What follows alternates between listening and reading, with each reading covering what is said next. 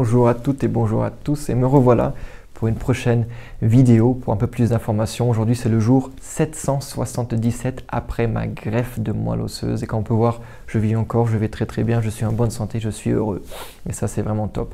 Dans cette vidéo je vais un peu t'expliquer qu'est-ce qu'il y a comme news, par exemple comment sont mes taux sanguins, comment sont mes médicaments que je prends. J'ai quelques projets que je suis en train de développer qui me plaisent vraiment à fond. Et après 2 ans, en Allemagne, on peut prendre contact avec le donneur. Et là aussi, j'ai plusieurs informations là-dessus que je te dirai à la fin de cette vidéo.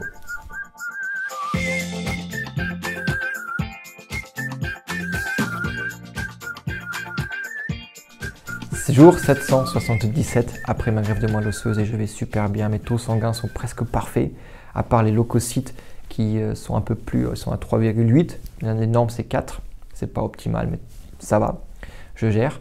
Après sinon ces derniers temps j'ai beaucoup remarqué que j'étais à 2 doigts de tomber malade. Et à chaque fois que je remarquais que j'avais un peu la gorge qui grattait ou alors le nez un peu pris, et ben je me calmais, je faisais beaucoup moins de sport, je mangeais beaucoup plus sainement, je mangeais plus de sucre, mais vraiment que beaucoup de légumes, boire beaucoup de thé vert, tout ça. Et prendre beaucoup de vitamines. Et après, très vite, après quelques jours, ça allait beaucoup mieux. Et après, j'étais de nouveau en forme, je faisais du sport. Et vraiment, c'était pendant 6 mois, c'était un va et un vient. Une fois, j'allais pas très bien. Pendant 2-3 jours, j'ai réduit mon intensité. Après, ça allait beaucoup mieux. Pendant une semaine, 2. Et après, de nouveau, ça allait pas très bien. Et après, c'était toujours c'était, on va dire, un peu comme des montagnes russes, pour ainsi dire. Ça montait, ça descendait. Mais en 6 mois, je suis tombé que 2 fois. 2 fois vraiment malade, avec un peu de fièvre. Mais après, ça allait très bien. C'est-à-dire je gère tout ça très bien, c'est vraiment top et c'est vraiment cool. Voilà, à part ça, sinon les médicaments, j'en prends encore. Je prends encore la cyclosporine, 75 mg le matin, 75 mg le soir. Voilà, ça je prends encore. Sinon encore, je prends encore des médicaments contre les virus, les médicaments pour protéger mon foie, du magnésium. Et voilà, et encore des antibiotiques à droite à gauche, un tout petit peu, mais pas beaucoup. C'est vraiment presque homéopathique. Voilà, sinon j'ai des projets, comme tu peux peut-être le voir, j'ai des projets, je fais des interviews maintenant en allemand, pas en français malheureusement, mais j'interviewe des personnes qui ont vécu des choses, on va dire, pas jolies dans leur vie, vraiment des coups. Que ce soit une maladie, que ce soit la perte d'une personne aimée dans leur entourage à cause d'une maladie, que ce soit un vécu dans leur enfance, dans leur passé, qui les ont vachement, qui ont donné beaucoup de douleur, pour ainsi dire, qui leur ont fait beaucoup mal. Et voilà, ce que je veux savoir dans les interviews, c'est en fait comment ils ont fait, quelles sont leurs techniques, comment ils ont fait pour rester positifs, pour vraiment continuer à vouloir vivre et avoir plein d'énergie. Et là j'ai appris plein de choses et c'est vraiment top. Je vais voir si je peux mettre des sous-titres sur ces vidéos et si c'est possible, c'est top aussi si tu me mets des commentaires en dessous. Ou alors si toi peut-être que tu parles français, peu importe, tu as vécu un truc dans ta vie qui était vraiment très dur et que tu l'as vraiment bien réussi et tu aimerais bien me partager avec nous pourquoi et comment tu as fait pour réussir, quelles sont tes techniques mentales, quelles sont tes manières de penser, qu'est-ce qui t'a aidé pour aider d'autres personnes, avec grand plaisir, prends contact avec moi. Voilà, sinon à part ça aussi en Allemagne, j'ai ma Health Academy, mon académie pour la santé que j'ai créée avec un ami qui est nutritionniste. Moi aussi je suis nutritionniste et aussi coach sportif. Et ensemble on a fait la Health Academy pour ainsi dire et on veut, maintenant c'est plus en Allemagne, on hésite d'aller en France aussi parce que mon coéquipier parle aussi un peu le français. On fait des séminaires online et aussi live sur les thèmes de la santé, que ce soit mental, que ce soit nutrition ou alors que ce soit mouvement. On veut vraiment aider les personnes à vivre en bonne santé. Voilà, ça c'est 2 projets franchement qui me tiennent à cœur, c'est vraiment top. Sinon je travaille toujours encore en tant que coach pour les entreprises. Je vais dans les entreprises et je regarde que les employés restent tous en bonne santé. J'aide et je viens pour ainsi dire à la santé des employés. Et ça c'est avec ça que je gagne ma vie en ce moment et c'est vraiment top. Sinon on vient sur le sujet du donneur. Voilà, après 2 ans en Allemagne on peut prendre contact avec le donneur. Et moi auparavant j'ai écrit une lettre au donneur pour lui dire merci, qu'il a donné sa moelle osseuse, qui m'a sauvé ma vie. Je viens pas raconter un peu qui je suis, qu'est-ce que je fais. Mais je lui ai dit que j'ai pas d'attente et qu'il ne doit pas se sentir obligé à me répondre. Voilà, c'est ça que je lui ai dit, ça c'est important pour moi, à mettre ça. Et depuis, j'ai pas eu de réponse. Et là, il y a une semaine, j'ai reçu un appel de la clinique, de l'hôpital, de la centrale, et qui m'a dit, ouais, ça fait 2 ans maintenant, et le donneur a pris contact avec la centrale, et le donneur serait content de prendre contact avec moi. Voilà, de me faire connaissance. Je suis tout content, je suis super, c'est cool.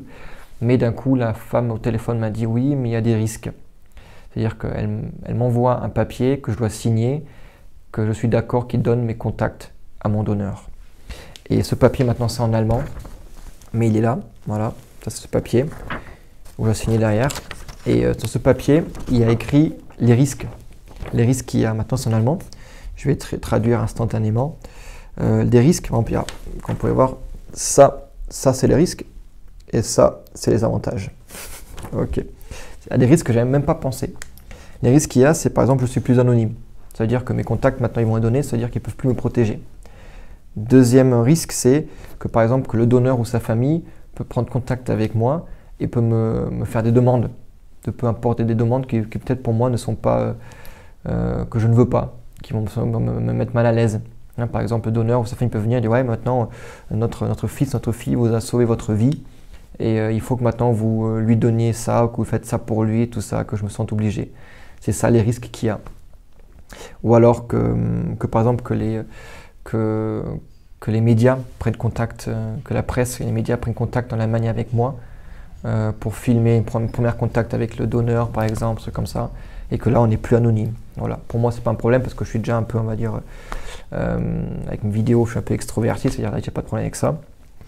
Et sinon, ou alors peu importe quelle raison, peut-être qu'on ne se comprend pas avec mon donneur, et ben là il n'y a plus de possibilité qu'on mette ça en arrière, pour ainsi dire. C'est que le donneur, dès qu'il a mon contact, il a mon contact, et ben j'ai plus le choix après. Voilà. Ça, c'est des risques qu'ils m'ont mis, que j'ai même pas pensé. Je leur ai demandé est-ce qu'il y a déjà des risques qui sont arrivés ces derniers temps. Ils m'ont dit non, ils n'ont encore jamais vécu dans toutes ces années qu'un de ces risques est vraiment tombé, qu'un donneur ou alors qu'une famille est venue pour dire voilà, on vous a sauvé la vie, alors vous devez nous payer ça et ça, vous devez nous faire ça et ça. Ça serait vraiment d'un point de vue éthique et d'un point de vue moral, c'est pas top, mais c'est encore jamais arrivé, ça c'est déjà bien. Et sinon, les avantages, c'est que une belle amitié peut être créée, peut être souée, ça c'est bien. Et bien sûr que les médias qui prennent contact peuvent aussi avoir un effet positif. Voilà. Ça veut dire qu'en fin de compte, pour moi, c'est au fond de moi, de mon cœur, me dit oui, je veux faire connaissance de ce donneur qui a sauvé ma vie. Et ça c'est cool, même si les risques maintenant, j'y ai même pas pensé, me donne un peu, on va dire, une assurance où je ne sais pas, ok, est-ce que je veux vraiment ou pas, mais au fond de moi, oui, je veux. C'est-à-dire, je vis qu'une fois, ce mec m'a sauvé ma vie, ou cette fille, je ne sais pas, m'a sauvé ma vie, et bizarrement, je pense que c'est un mec, je ne sais pas pourquoi, peut-être que c'est une fille, m'a sauvé ma vie, et voilà. C'est pour ça que je veux quand même prendre contact. Voilà, ça c'est en Allemagne. En Allemagne, on peut prendre contact avec le donneur après 2 ans. Je crois qu'en France, c'est interdit à cause de ces risques qu'il y a apparemment déjà eu en France, que des donneurs ont commencé à faire des demandes, de dire voilà, je t'ai sauvé ta vie, tu dois me donner ça et ça. Et c'est pour ça qu'en France, eh ben, c'est interdit, malheureusement. Voilà.